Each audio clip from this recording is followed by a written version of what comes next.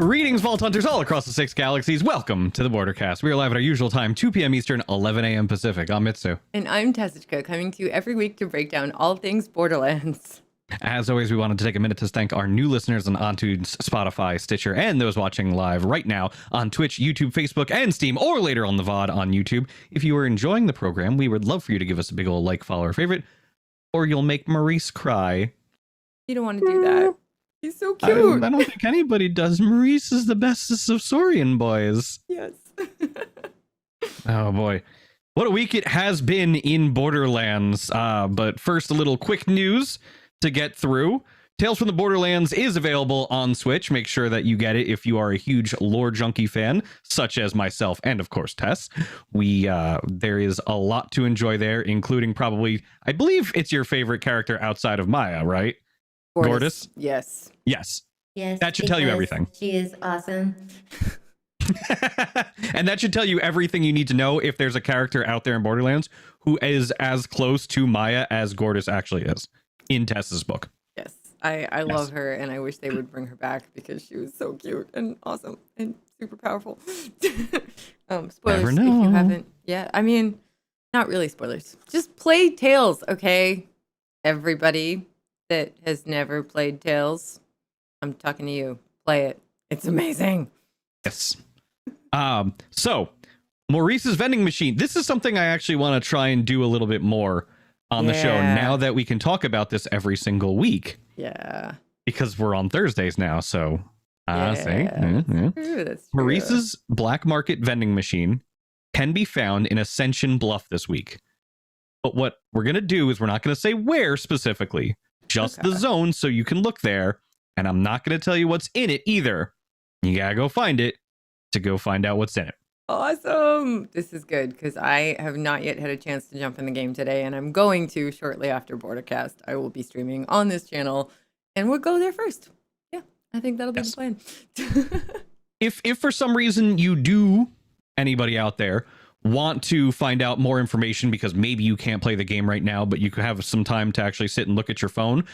Triple G, for example, puts out videos that he's going to be doing weekly now that will outline exactly how to find it. And I imagine many other content creator members will be doing so as well. It's just kind of our thing. And it's one of the reasons we definitely love having Maurice's black market vendor now in the game. Yes, it's a search every time, and it's awesome, and I love it. I love that they did that. I love Vault. Okay, so I'm getting a little bit ahead of myself. Yes. But this past week, I really enjoyed Vault Cards and the Mysterious Layer podcast and Vault Cards. Oh, yeah. No, then we're going to have a lot to talk about because Vault Cards on Vault Cards on Vault Cards was a lot of fun. And I'm sure we'll have to talk about the changes in this week for Hotfixes Applied pertaining to that as well, which we'll get to in a little bit. But first, because everybody's always interested in knowing what's going on with the movie, a real quick snippet. Janita Gavankar has joined Eli Roth's feature, the Gearbox, of course, and 2K produced video game Borderlands. Everybody's so excited that the movie is coming. Yes.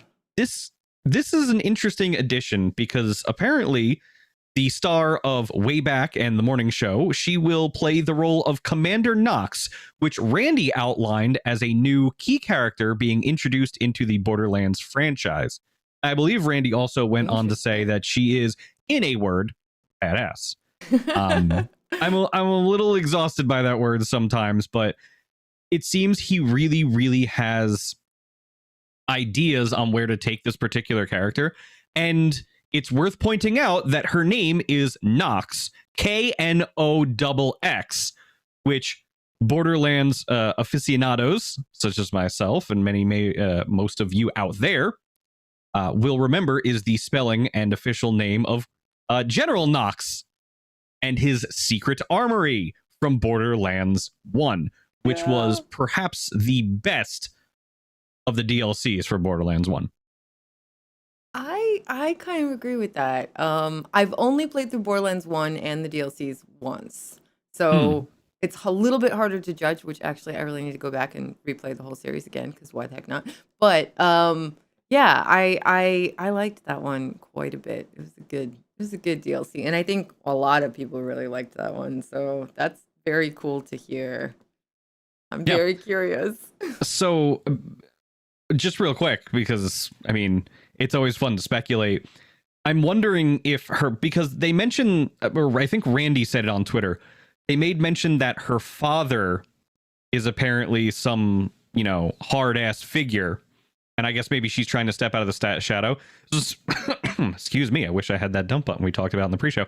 I'm just wondering if there's going to be maybe a cameo or something by General Knox and to see who plays that. That would be cool. If we're going to go down that route, the armory could be involved. And what else was established in that particular DLC? Romarax, the original, the classic, the raid boss of raid bosses. Cool. Very cool, actually. Man, that gives me there's so many possibilities. There's so many possibilities, especially because they said specifically that it's like a sister universe, right? It's not the same universe. So they could do so many things. Maya could be alive. Just saying. Gortys can show up and Maya and Gortys can like hang out together and it would just be adorable and make me really happy. I think what's going to happen here, are you going to apply for like lead writer of Borderlands 2, the movie? Well, no, but if they need somebody to voice Gortys or act as Maya, I'm down. Just saying. Put that out there.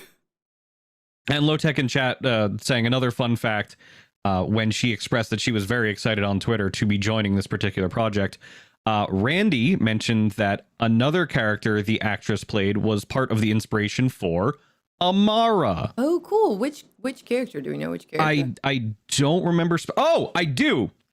It was a character that Janina portrayed in Far Cry 4. We're going back a little ways. I've played it. It was Far Cry 4. So I do remember it now, yes. That's cool. That's really cool. Yep. It's been a long time. So I loved that game, but I don't remember all the characters, which is terrible because it's been too long. But yeah, that's really cool. That's really cool. So that's kind of where we're at with that one. I'm very excited to see where they take it. And just because I like reading this, the general synopsis of the movie. In Borderlands, Lilith, played by Cate Blanchett, is an infamous outlaw with a mysterious past that reluctantly returns to her home planet of Pandora to find the missing daughter of the universe's most powerful son of a bitch. I forget his first name, but we'll call him Atlas because that's his last name, played by Edgar Ramirez. Lilith forms an alliance with an unexpected team. Roland, played by Kevin Hart, a former elite mercenary desperate for redemption. Tiny Tina, played by Ariana Greenblatt, a feral preteen demolitionist. Krieg, played by Florian Munteanu, Tina's muscle-bound, rhetorically challenged protector. Tannis, played by Jamie Lee Curtis, the scientist with a tenuous grasp on sanity. And, of course, Claptrap, played by Blackjack, a persistently wise-ass robot. These unlikely heroes must battle alien monsters and dangerous bandits to find and protect the missing girl who may hold the key to unimaginable power. A vault key, if you will. The fate of the universe could be in their hands, but they'll be fighting for something more. Each other. Aww. That gets me every time. That's so sweet and also so cool. I'm so excited. I'm trying really hard to go into this movie with no expectations because no matter what, when you have expectations, it doesn't matter what they are. It's like impossible, right? When you expect one thing, you build it up in your head to be something, and then it's something different. It might be amazing. It might be way better than you thought. But when it's different than when you expected, there's like this like jarring feeling. So I try really hard to have no expectations. But I'm excited. I'm so excited. Ugh. I don't know. I think that's a wise decision for video game movies. Yeah, I think that's a wise decision for entertainment media that you know about in advance.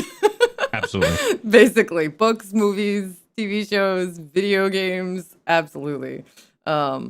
It's definitely one of those things where you can't avoid the hype because it's infectious and awesome, but also you gotta like temper your desire to have expectations. But either way, I'm just really excited. Everyone that they've chosen seems so cool.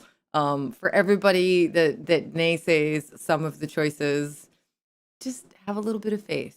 Movie magic is very, very awesome and magical, and people have a lot more range than they're often given credit for. So just have a little bit of faith. I feel like I'm like the Kevin Hart champion, and he has no idea who I am and probably never will. But like I just keep know. yeah, well, I mean I just like just give the man a chance. That's all I'm saying. Comedy is harder than drama. And Borderlands is a comedic and dramatic masterpiece, and I think the movie will be too. And so just have a little faith. Here's the slogan. Ready? Have a heart. Give Kevin a chance. Nice. Oh, there like it that. is. That's like the official tagline. Yes. Alrighty. So you touched on it a little bit, but let's jump into it now. Tess, what were you doing this past week in Borderlands? Well, I was playing the lovely Mysterious Lair podcast missions with Ava, and of course trying to fill up my vault cards, and of course doing the Hemosaurus fight a whole bunch. What I started out doing, and this was before my surgery on Monday, which went great. I'm done for a long time, hopefully. I'm very happy. But yeah, before that, on Sunday I was playing, and I'll be playing some more today. But on Sunday I finished all the story missions. And so like in between story missions, which by the way, if you're playing through the Borderlands game and you haven't finished the main story yet, you don't actually get access to all of the Mysterious Lair podcast missions until you finish the story. You can access some of the earlier ones, like as you progress through the main story, but the last one you can't do until you finish the main story. So if for some reason you're not seeing that little exclamation mark for the quest in Ava's room or can't get into Ava's room, that's probably why. If you have finished the story and you're still not seeing it, submit a bug to support.2k.com.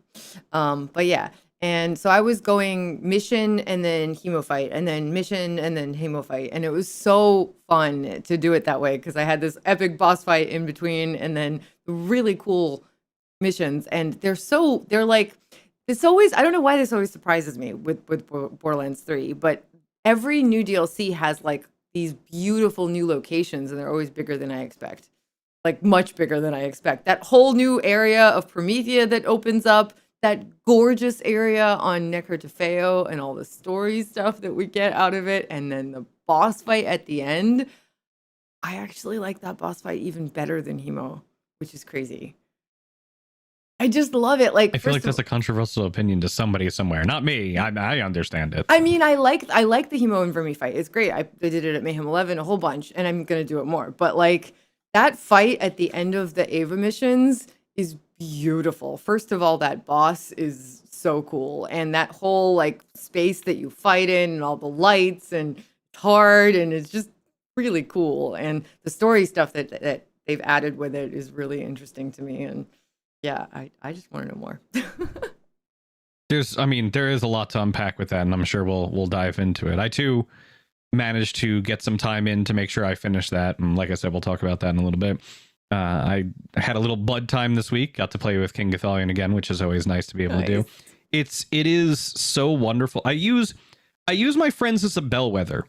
Both my friends that I've known for many years and all of my streamer friends and family that I've known for, at this point, also many years, just not as many.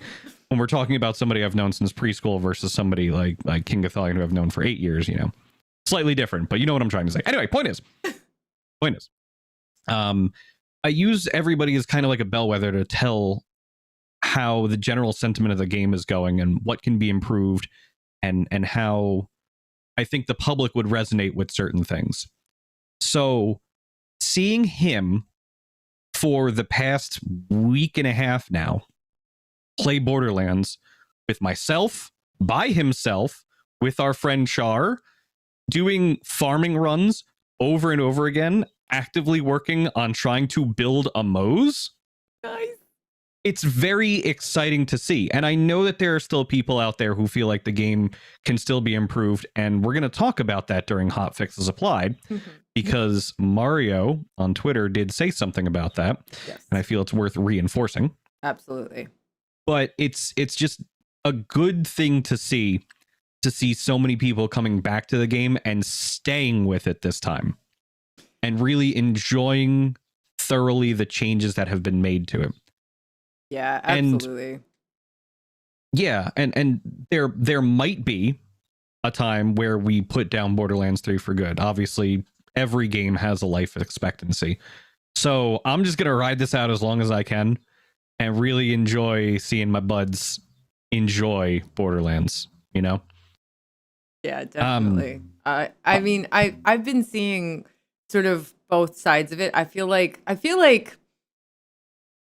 and not no one, you're never going to make everybody happy. That's just like impossible in the universe, right? Everybody wants something different. We're all human and we're all the same, but we're all different. I think that the changes that they made were really, really good, but also could use some tweaks in certain aspects. And they're making more changes because they pay so much attention to what the community response is always, Yep.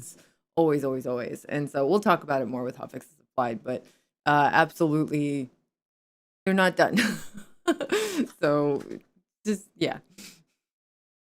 And so to build on that a little bit more, I also am one of the lucky ones out there. I was able to actually obtain an Xbox Series X. And I not to obviously do some kind of crazy Xbox plug here, but it's a really nice system. And of course, one of the first things I did was snag a copy of Borderlands 3.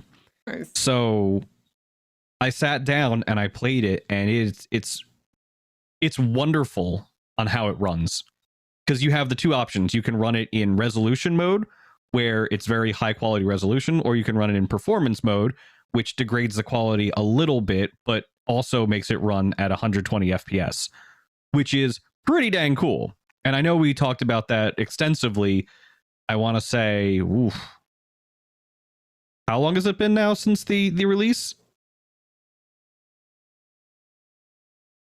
Yeah, I'm trying to think when the Series X and the PlayStation 5 came out, and I'm like I'm kind of at a loss for this one, trying to just figure it out. But anyway, we talked about it extensively, and it was very enjoyable. But now to actually sit down and play it was really cool. It feels great in an Xbox controller. I don't necessarily miss my keyboard, which usually I do when I'm playing a game like that. And I can't wait. The one thing I really am excited to bring to all of you next week is what it plays like when you're doing 4-player co-op split screen. Oh, that's planned. Because, cool. Yes, it's in. And well, so it's in, but you're planning on using it. Yes, tomorrow I have some of my old friends will be coming by. And we're all vaccinated, by the way, or at least I got my first shot right here in my arm that hurts and I'm holding it in. So just, yeah. They're going to come by and we're going to try it and see how it works. I've heard 4K works optimally about 30 FPS, and I used to play Perfect Dark, and that game was maybe 10 FPS. So you know what? I'm not going to complain about 4-player co-op split screen in Borderlands 3 at 30 FPS. I'm just not going to do it, because I remember what it was like to play with even worse frame rates, and we're talking bad frame rates.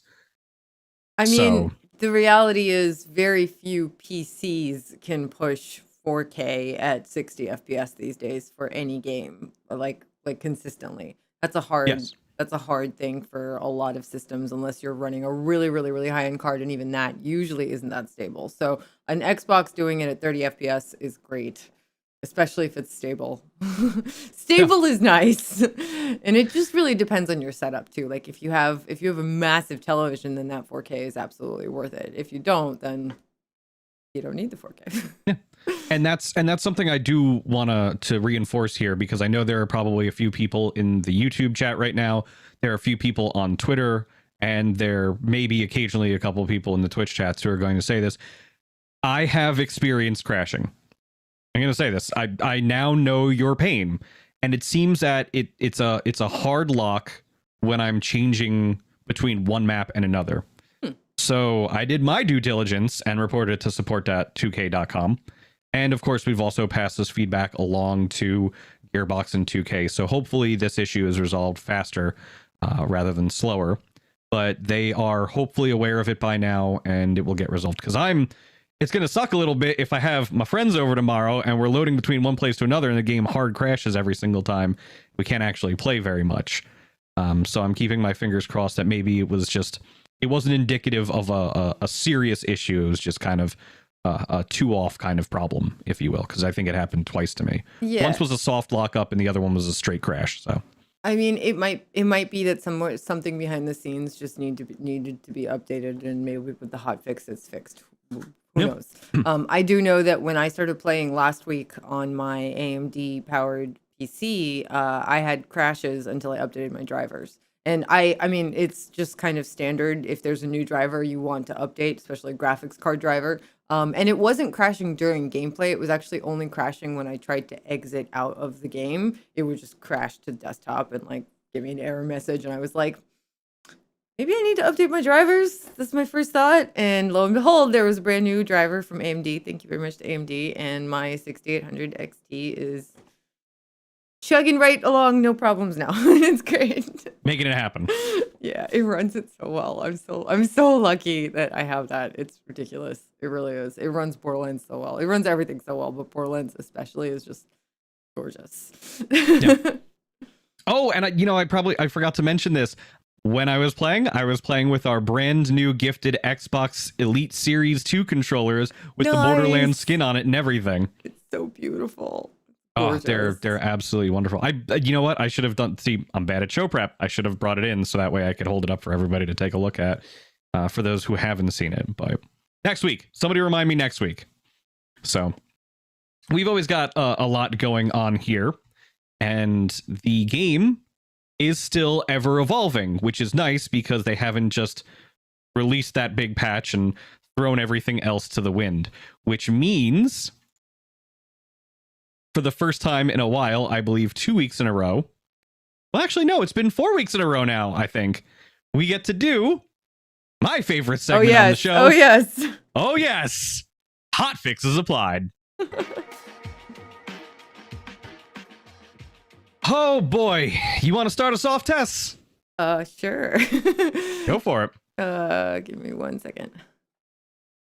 We're trying to do the thing. Okay, so Borderlands 3 hotfixes for April 15th, which is today, apparently. Holy crap, it's already the 15th. How?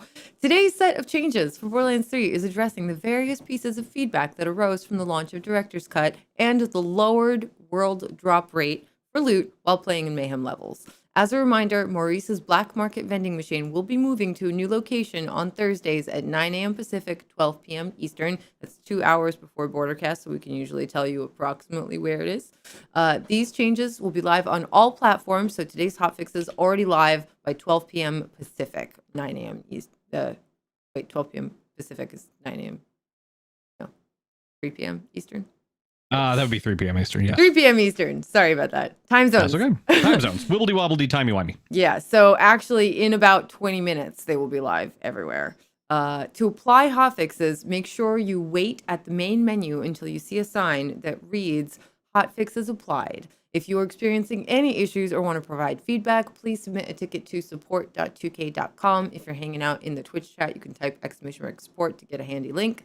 What the hotfixes did: they increased the amount of experience awarded by completing vault card challenges, which is awesome. So we'll talk about this one real quick. You were doing vault cards this past week, right? Yes. One of the things that people had noticed and complained about, rightfully so, was that vault cards were giving less experience at Mayhem 10 and 11 than they were at Mayhem 0. And I think one of the first people I actually saw talk about this, and this surprised me, I was really impressed, was Tweety Expert. She was one of the first people on Twitter who was talking about how there was an imbalance in the XP gains on vault cards. And I was like, oh, well, thank you, Tweety. I guess I'm just going to go ahead and look out for that.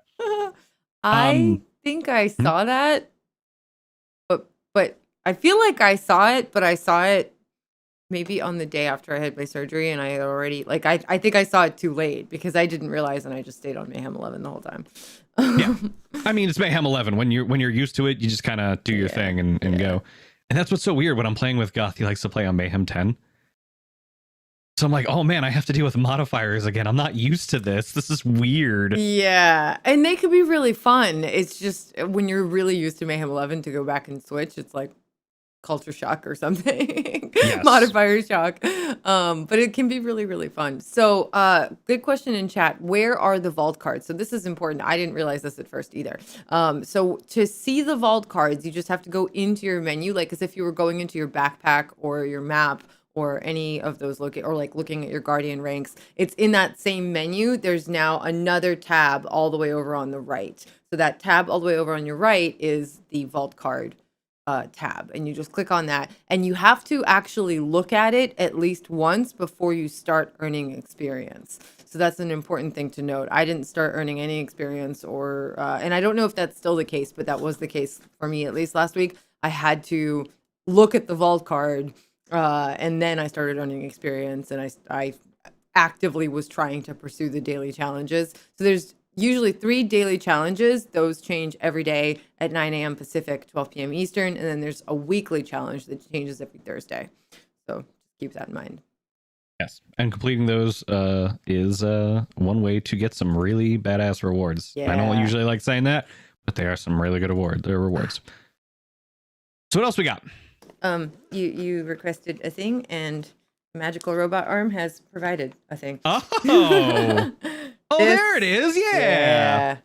This is the absolutely beautiful Xbox Elite controller that was gifted to a whole bunch of us on the team. This thing is so pretty. It's insane. It's super pretty. Yeah. It's just gorgeous. It comes in this really, really nice carrying case with some extra things, which you guys totally cannot see. There you go. And we all got one. We also all got the Molly 1 guns, which is so cool. But this thing is something else. If I could use a controller, I would use the heck out of it. But instead, it went to my better half, who is awesome and absolutely loves it. So, and I'm sure they're appreciating it very, very, very much. Yeah. Just as a quick primer on exactly what the Elite Series 2 is before we resume explaining it. Not every button, but the D-pad and the thumbsticks that you saw on there are modular, so you can actually pull them out and replace them with ones that they provide with you. The D-pad itself can be replaced with a more conventional one. If you were watching, you saw that it's a little bit more of a futuristic one that they have there right now. And if you're listening, of course, you can Google the Elite Series 2 and just be wowed by all the cool stuff about it. It also has the ability for you to take a small little tool that they include with the Elite Series 2 and actually tighten or loosen the thumbsticks if you are somebody who likes them a little bit more, putting a little bit more pressure on it or putting a little bit less pressure on it, depending on what your sensitivity is for how you really enjoy playing the games. There are paddles in the back for you to be able to map certain buttons to if you choose to, and the triggers have 3 different press levels that you can also alter. So if you want it to be just a tiny little click to fire, you can do that, or it can be a little bit more pressure, or you can go all the way down like most of you are probably used to from older Xbox controllers. So it is an absolutely stellar controller and a wonderful gift for 2K and Gearbox to provide to us, especially with such a beautiful skin in addition. Yeah, it's so cool. It's so cool that you can do that kind of like very specific and minute sort of action with it. It's just, I don't know. I wish I could use a controller. I just can't because of an old permanent injury. So I give to my better half, which loves playing shooters and likes this controller a lot. It's very cool. So. All right. So where were we? Yeah. Okay. Oh, I see where we are now. Increase the area around the fast travel station for the raid boss to ensure will activate for all players. Okay, so some other changes. This is all based on feedback from the community that they've heard this week, I think. Removed the Tankman's Shield Legendary and other pieces of Mayhem 4+ gear from appearing in the shield pool in the Diamond Armory. Okay. What a silly thing to have, by the way. I wonder how those all snuck in there. Wait, there's a lot of loot in this game. What's it called?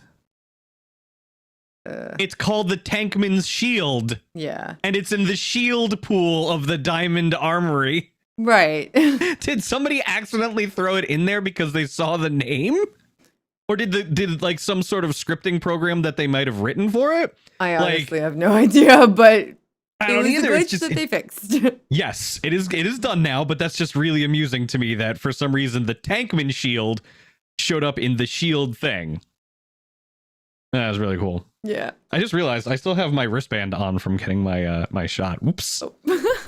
Yeah, whatever. Yeah. Removed the P2P networker from the Mayhem SMG pool for the Diamond Armory. Okay. The P2P networker, I think that was one of the Twitch drop weapons. Oh, and it also says this is temporary. It will appear again later. Okay, so it'll be back. It's just temporarily gone for whatever reason. Cool. Yeah. Lowered the bonus on the Vault card Super Soldier Shield. Okay. This is a temporary solution to address players occasionally creating additional unintended shield stacks with certain character skills. We're currently investigating a long-term solution, at which point the values will be restored. Okay, that makes sense. It's not such a big deal for now. Yeah, it's just doing something unintended. Last week, we lowered the world drop rate for loot while players were in Mayhem levels. By and large, the community has responded well to this change.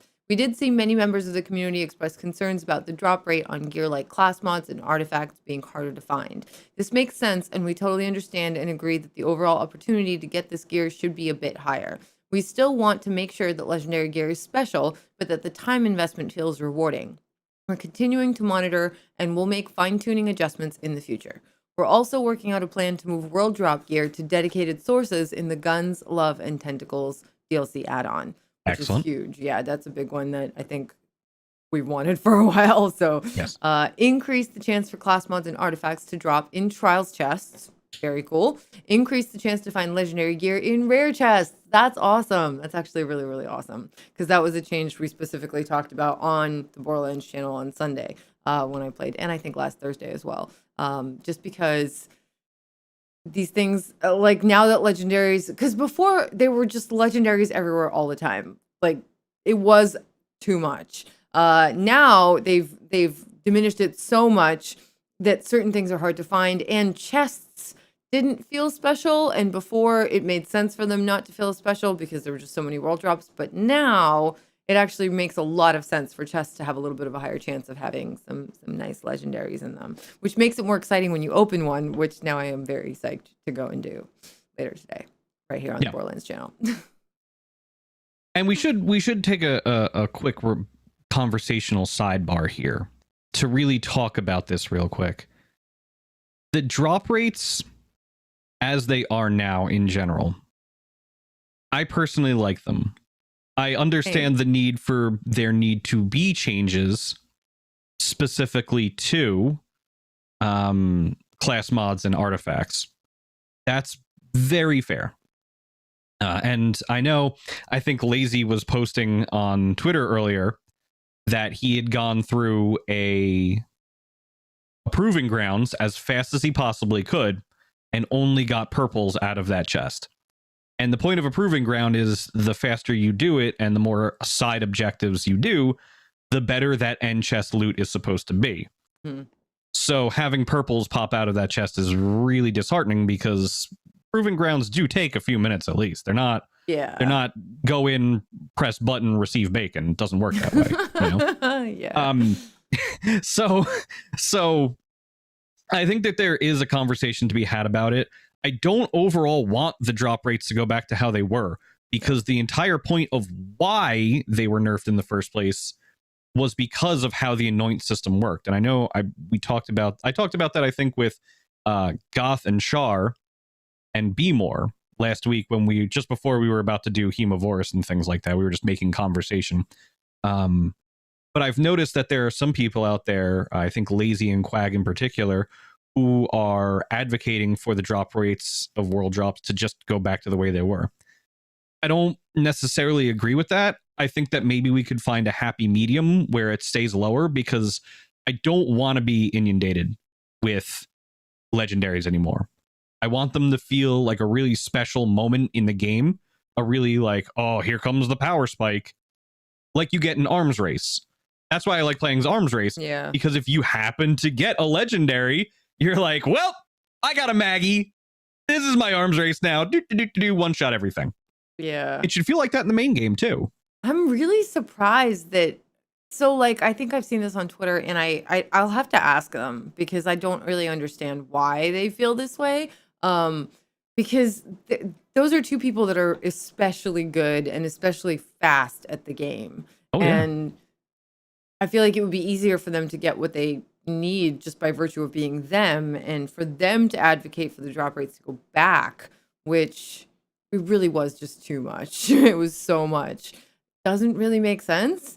So I'm actually really curious. Maybe we can have them on the Bordercast at some point and ask them. I think that next week might actually be a good time. Yeah. Well, what I was thinking is I'd love to have somebody on. I'd love to have a discussion where the two of us, we pose the questions, and I'd like to see, like Quag, for example, talk with somebody who maybe thinks that the way things are now is a better overall design for Borderlands' current loot structure and scheme.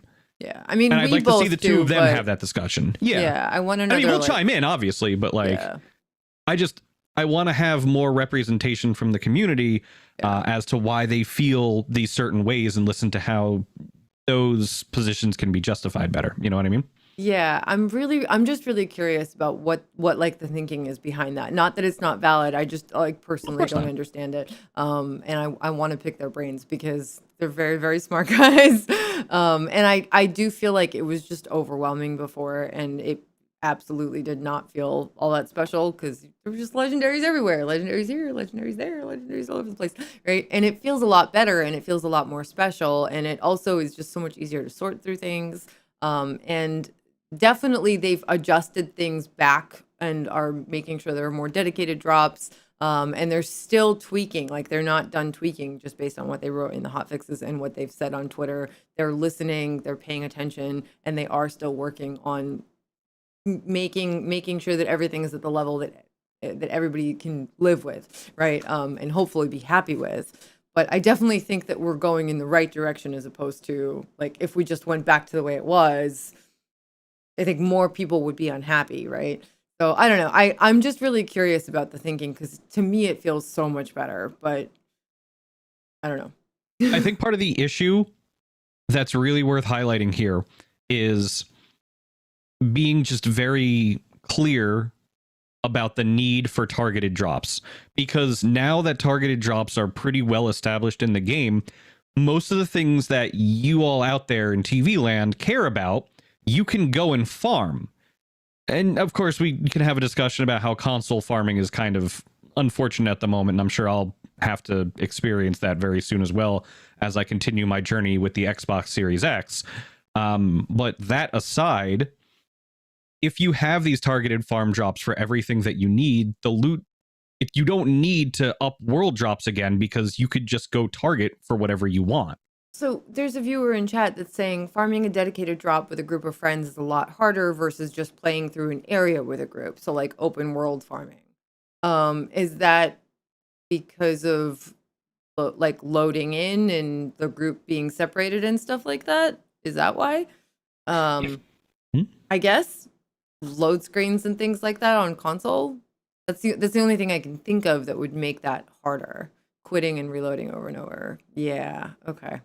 Reloading over and over, I can imagine being an absolute pain for the console folks. And it was like that in Borderlands 2 as well, which is why they were a little bit more keen on having refarmable bosses, which is why Hemovorus is such a big deal for everybody on console right now. Yeah, because it's easy to refarm.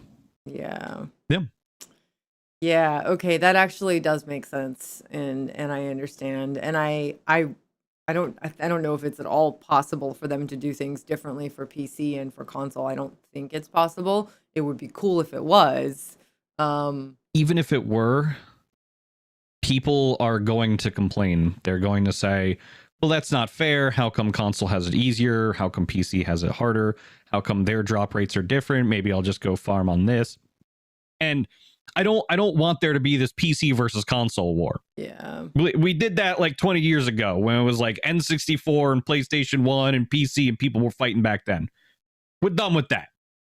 Now we're all just trying to play games together, which is why, fingers crossed, we're still going to find more information about crossplay, which should be coming out. That too. I was hoping that it was going to come out sometime early because I believe Randy tweeted that he was looking at early 2021, but we haven't really heard anything since then. So I'm still keeping the faith because that would be really cool if I could sit in my living room and play on the Series X and play with somebody who's playing on PC, maybe, wherever they are.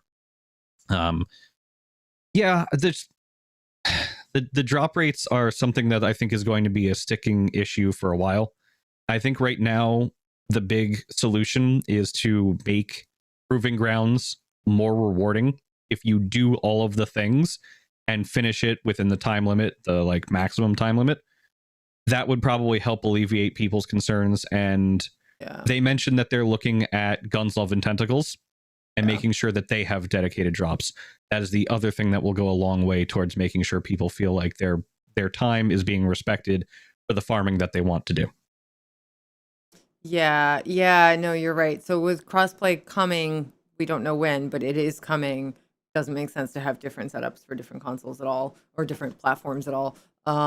Yeah, and so I don't know what the solution to that even could be. Like the everybody wishes that it was easier to replay stuff with friends without having to break up the party and reload and all that stuff. But it's just the nature of the game right Yeah. now. I don't think that's a Borderlands 3 possibility. So, I And don't I that's don't know. and you know, we're fully willing to admit that's like not the best answer to be able to give, but that's the most honest answer right now. If we Yeah. could say something more, explanatory, more on point, more resolute towards what we're hoping happens in the game, we certainly would. But sometimes we're human too, and we're also just first and foremost gamers, and then second content creators. We don't have decision making powers over this. So the most you can say is it is what it has to be for now, and they're aware of it, and hopefully they will address it down the line. Yeah. And they are still adjusting. Loot midgets, more of them would certainly be cool. We don't know if crossplay will work on PS4 and PS5. I would hope so.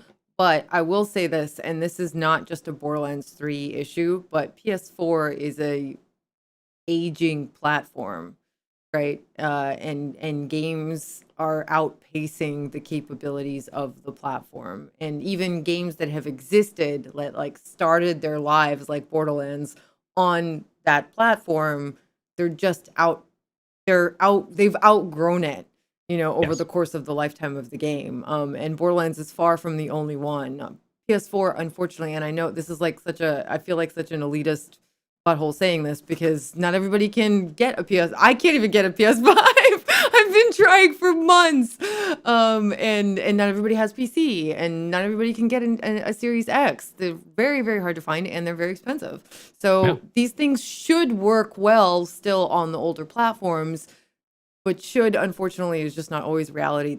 Those platforms are aging, and the game is surpassing them, unfortunately. Right. And yeah, nobody can buy a GPU as well. So like such a balancing act for developers right now in trying to make something that's beautiful and really, really like functionally awesome and feels good to play and has all of these bells and whistles and, complicated mechanics and raid bosses and craziness and all this cool stuff, but making it work on older hardware is hard. It's really hard. I mean, we've seen what's happened with other games. So this is one of those things where I would say just try and be patient with them.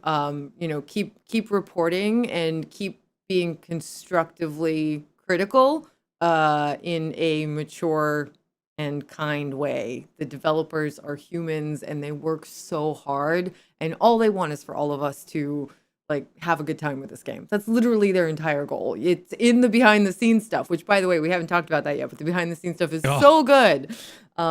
But yeah, just keep that in mind. So just be kind to the developers. You will be heard much more quickly, and much like people will actually listen to you. Developers will absolutely listen to the people that are like, this would be a really cool change. I don't know if it's possible, but like if you could make it happen, that would be amazing. If you just ask them like that instead of being like, do this now. You know what I mean? It's kind of it comes across much better. And the developers want us to be happy. So they're working so hard. Just kind of be patient, and they're going to keep tweaking and they're going to keep listening. That's 100% the case. and that's something that Mario Rodriguez said on Twitter.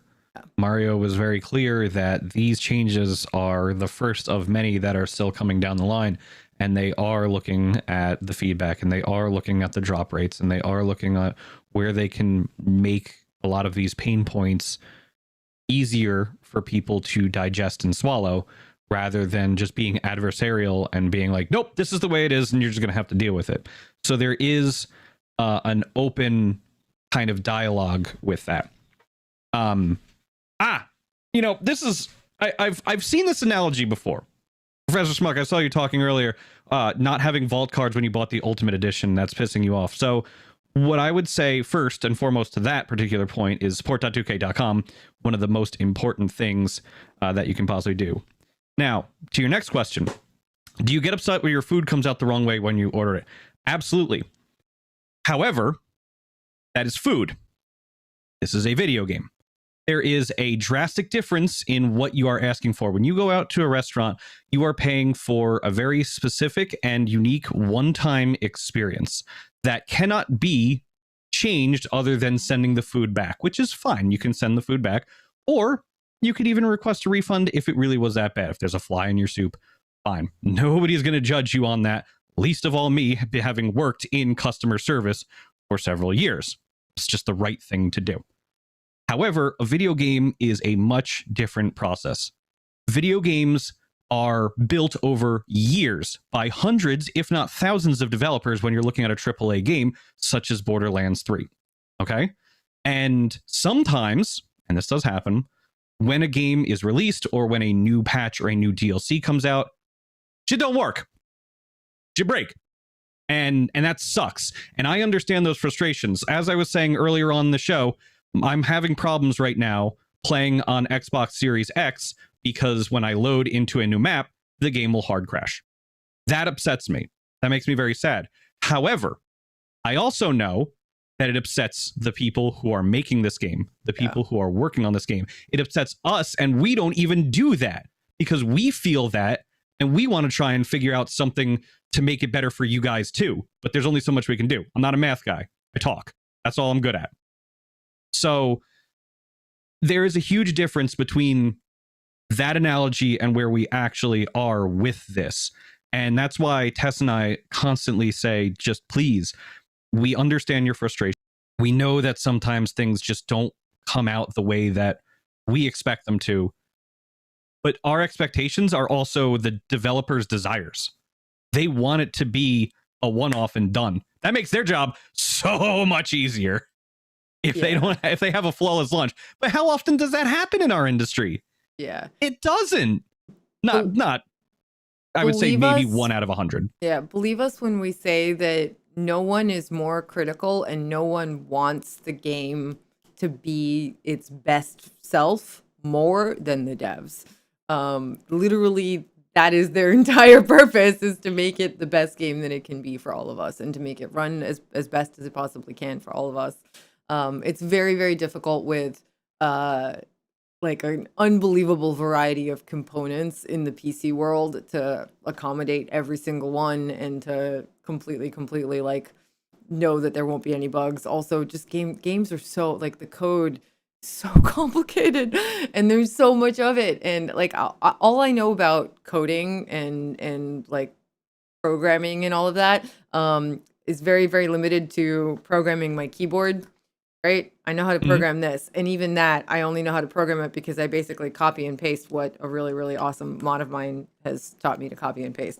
That's it. But just doing that, I have made some very, very derpy mistakes that like, I mean, it's so easy to make a mistake because there's like 1,000 lines of code for this one device, right? Can you imagine how many like, I don't even know. There's so much code and there's so much. It's like a house that has additions built on top of it, right? And then you're adding like new piping and changing old piping, and like you might not remember that 10 years ago you had some piping in this other place and now it's causing a problem. It's kind of like that with video games, especially as they sort of progress over the course of years. And so there's just a lot that goes on behind the scenes, and they are trying. They're absolutely trying so hard. And they will continue to do so. And they are listening. Somebody mentioned in chat that something that kind of made sense to me. I don't know if it's possible at all for them to do this. But like maybe drop rates could be adjusted based on how many people are playing together. Cause like, and maybe this already happens. I don't know. I don't actually know the mechanics behind it. But if you're playing on cooperative mode, aren't you all getting this? Like, aren't you all getting your own loot, the same amount of loot? So don't you have a higher chance of getting the thing that you want? I guess if you're all farming for the exact same thing, then you don't really have a higher chance of getting it, right? But if you're farming for, like, let's say I'm farming for a flipper for my Moes and Mitsu is farming for something for his Zane, we're farming for different things, but the thing he wants might drop for me and I can just give it to him, right? So I don't know, maybe increased drop rates when you're playing in a group would be nice. I don't know if that's a doable thing. I don't know if that's already a thing, but it could be cool. I think drop rates are affected a little bit by how many people you have in the game. I know that there are similar games, I think Diablo is one of them, that adjust their drop rates based on how many people are in to reward you for playing with more people, which I think is something that more games in general should be doing. Because more people is more gooder, and you're upping the difficulty of all the enemies as a result. So if you're upping the scaling on all of those all those enemies, you should be awarded appropriately for all of that. So, also, Professor Schmuck, I just love your name because Schmuck is one of the coolest words ever. Yeah. This is coming from a Yenta, so that should tell you everything you need to know about me. So, yes, patience, please. It is on the way. All right. We're already running short on time, and we haven't even come close to talking about it. So, Tess, we should probably just get it out of the way now and maybe save the rest of the discussion for next week. Okay. Mysterious Lear, what a great name for a podcast. Yes. Oh my God. I love it so much. I love everything about it. So to set this up, because we jumped in, now we're gonna back up because that's the tease. Ava's podcast in Borderlands 3's director's cut is known as Mysterious Lear. And what a name. I was like, wait, what? And then I heard her say it in context at the end of the first segment of the missions that you do for her. And I was like, damn, that's woo. That's so good. That's so good. Oh, that's man. Real good. I enjoyed that. And spending time with Ava on top of also looking at what they had to offer as part of the director's cut. Yeah. You gotta, if it turned me around, you gotta give it a chance. And if you watch all of it, you see the animated short, you see the animated funeral scene, and you go through her podcast missions and you still don't like her, fine. You know, I respect that. That's fine. But I'm usually a hard ass when it comes to these kinds of things, but it turned me around. Yeah. I mean, I so wish that scene had been in the game originally. So badly, which I'm sure everybody does. I'm sure everybody at Gearbox wishes the same thing. And I'm so glad that they put it in now. And if you haven't seen it, if you have the DLC, when you first load into the game, before you actually like load your character, on the menu, there's a behind the scenes option. If you click on that and then you go to animations, it's like the first animation, Sky. So that's where it is.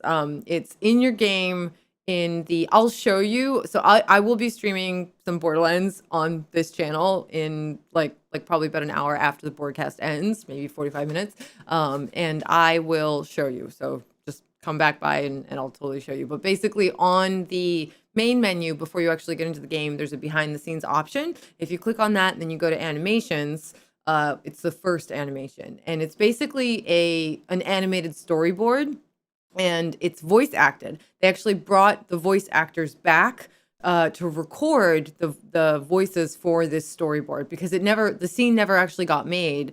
They just storyboarded it, and then because of the feedback and because of the feelings that everybody has had about Ava and how much people really wanted like more from her or to feel better about her, really, they really wanted to put this in. And so they brought the voice actors back and they put it in, and it's worth your time. Like, it's 6 minutes long. It's a really good scene. It's really wonderfully voice acted, and it's super worth it. Yeah, it's really, really good character development for her, and you appreciate her a lot more. And if you haven't done that side quest for her on Athena's, you definitely should. But this more so than that is just important. I would do that before I do Mysterious Lair. If you haven't done either yet, that's the way that I did it last week. I basically watched the animation. I actually really recommend all of the behind the scenes stuff, because you will understand how much of their hearts and souls these devs have put into this game if you just watch even a little bit of it. Like, trust me. I mean, we know this because we've had the like incredible honor of speaking with the devs and like interviewing them and talking to them over the course of the life of the game so far, right? But now you guys get to see that like up close and personal in these behind the scenes like animations and shorts and all the things. There's a lot there, and it's so cool. It's so interesting. I mean, I'm kind of a video game nerd, so maybe I find it more interesting than some, but I just think it's really worth it. So definitely check out the behind the scenes stuff. Absolutely. If you don't watch anything else, just watch that funeral animation, because it's worth it. And then go play the Mysterious Lair podcast stuff, because it's a really good experience doing it that way. Then you get to play with her. You actually, like, she uses the phase lock, and you're like, yeah, go Ava. It just feels good, you know? And then the end of that and the boss, oh, chef's kiss. It's just, they did a good job. They did a really good job.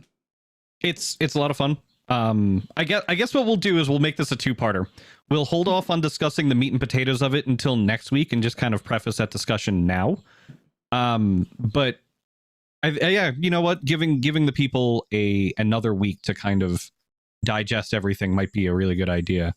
And then you know who that means we should probably have back on the show. That means we bring back Mystique Siren. Oh yeah, because she is probably the most resident lore junkie that we know. Well, she's not actually on the team, but you know what? To me, she's on the team. Like so an fudge honorary it. teammate. Yeah, more or less. Yeah, she might as well be at this point. So whatever. But she would be great to have back on for a discussion about that. So we'll see what happens. I can't say enough good things about the director's cut. I know that there have been some issues. We've addressed a lot of them here today. Like I said, I've had a few of them myself, but I trust them to get it done. They are their harshest critics, and you guys might not see that, but we have the genuine honor of occasionally peeling back that curtain. And so hopefully you guys believe us when we say it. And if you don't, well, I don't know what to tell you. My integrity's on the line here, and if you find out I'm lying, then you're never going to believe me again, and I kind of deserve that. So what do you want? That's how it goes. Like if you find out I'm lying about this thing, I do deserve to have your scorn and ridicule.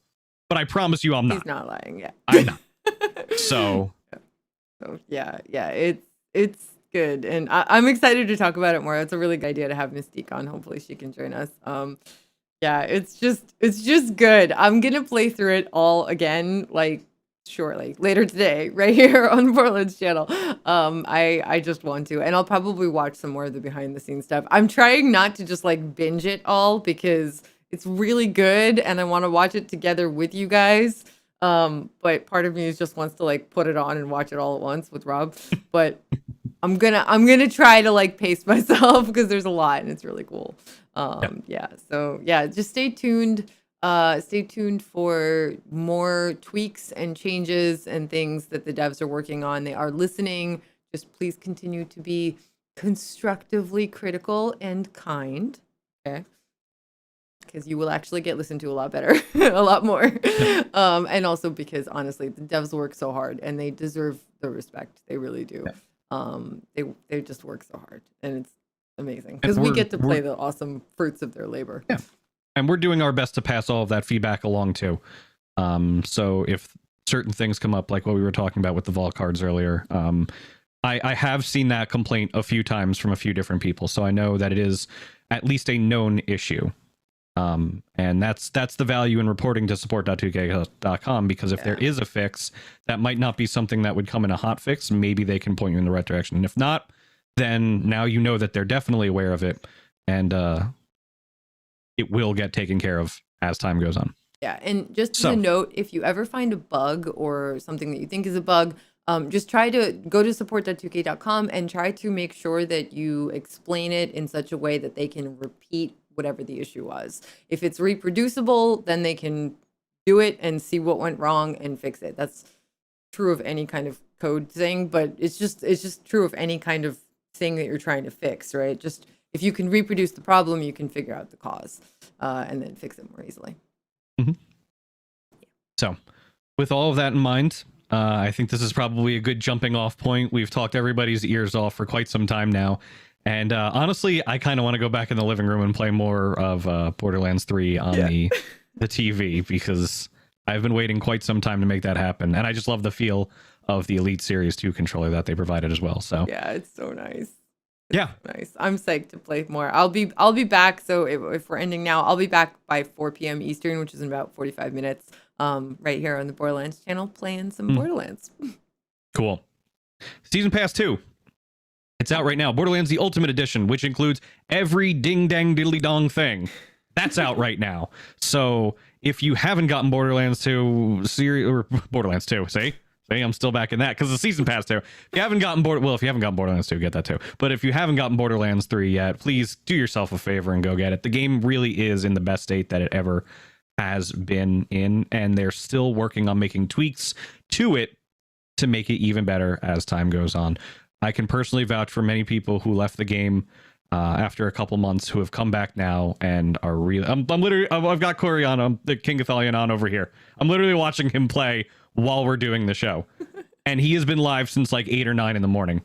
That should tell you everything you need to know. Because if he didn't want to, he wouldn't. That's the kind of person he is. Yeah. So if you don't trust me, trust him. I promise you, you will not be led astray here. Yeah, you guys, thank you so much for joining us. If you enjoyed the show as much as we love doing it, please make sure to sub. If you're watching on YouTube, we'd love that. And like if you enjoy the show, we really appreciate that.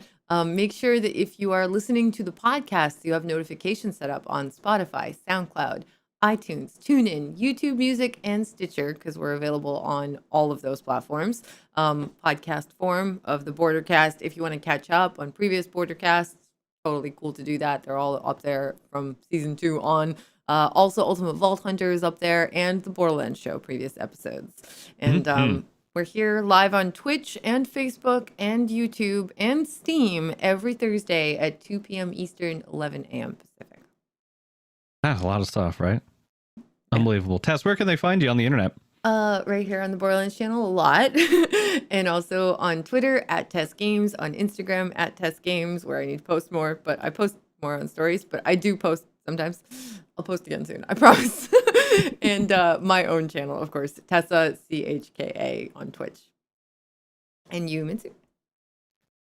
Twitter.com/Mitsu Show, where I'm doing ridiculous amounts of hot takes, usually pertaining to E3, which I can't believe that's coming back. I'm keeping my fingers crossed that maybe we'll find out what's next for the Borderlands series while we're there. A new DLC, a new game, a new board game. Maybe there's a companion edition to Bunkers of Badasses. Wouldn't that be cool?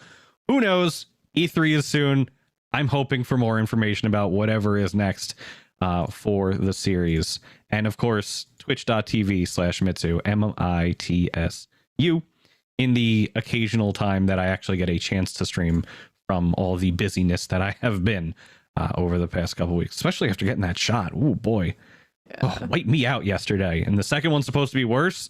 I don't know. Tess, I'm getting my next one on May 5th. You might have to do that show solo, or we might have to find you a co-host for that one. I might be on my ass. It'll be worth it. It'll be so worth it. And I have to wait for like another month, but eventually I will also be doing the same thing. So we'll figure it out. Yes. Alrighty, so with all that being said, on behalf of Tess, myself, and the entire content creation team, thank you so much for joining us as you do every single week. Now go forth and make some mayhem.